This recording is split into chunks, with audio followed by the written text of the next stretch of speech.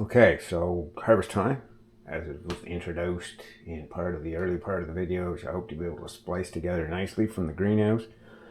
This is sort of an initial pepper harvest. Not really, it's the second one. I had another one that was smaller than this. But these are sweet Italians, but a lot of them got mixed, hybridized with hot peppers. So I have actually, these are like sweet hot peppers. Those are some greener ones, but they're nice as well. Those are hot wax, Hungarian hot wax. So those are the ones that make those banana pepper rings that you buy in the store. Those are great. These are a whole bunch of lemon drops. Those are like an heirloom, apparently from the Andes or something. They do real well here. So I got a ton of those. They're quite hot. And over here, a bunch of jalapenos. I left some on the vine. Those are a mix of Indian red chilies and cayenne. These are a hybrid that I got to figure out. It said sweet Italian, but they came out real fat. So I'll figure out what those are. And then there's some green chilies I got from the Indian chilies as well. So that's the chili peppers. And now I'm going to go get some tomatoes. Stop recording. So rugged. And then here I've got some paste tomatoes, which I'm keeping in a separate bag in the fridge to make paste. These are a Romanian heirloom. Those are some Indians, and there's a few blacks on the end there. So I'm going to just leave these dry out a bit and then wash them and dry them again. And then move on to something else. Stop recording.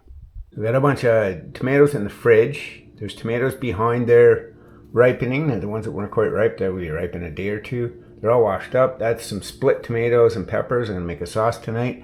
And then some of the preserving that's really easy to do is refrigerator pickles. So those are cherry pickles. I make a brine ahead of time, so I got a bunch of it with a few spices, apple cider vinegar and vinegar. Cherry tomatoes, cucumbers. Those are hot banana peppers, like you see the banana pepper rings when you go to the store.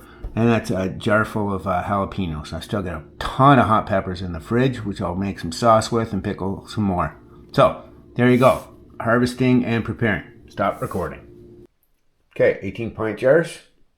Tomato sauce I cooked. I did it in All-American 921 pressure canner.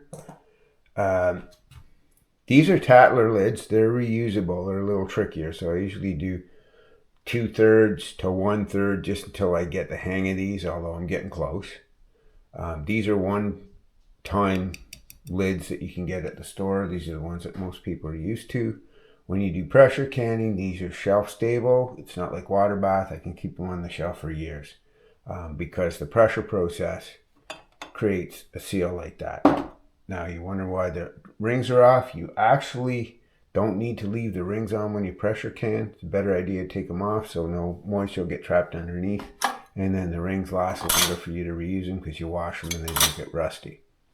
You got to watch out for ones that failed. So you can usually tell even by tapping.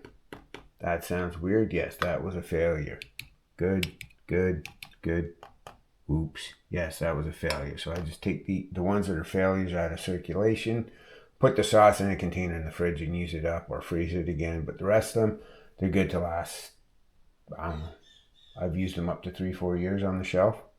So it's basically actually canning this. There's no difference between these and a can of tomato sauce that you buy at the store. So it's a great way to preserve stuff because you don't have to worry about having a refrigerator or a cold store or anything like that. So there's the end of the tomatoes. And you can see the beginning. Those ones are all ripening there. I'll be eating more tomato pasta and tomato salads, etc. Tomato everything until they're done. So anyway, beginning the end of the tomatoes. Stop recording.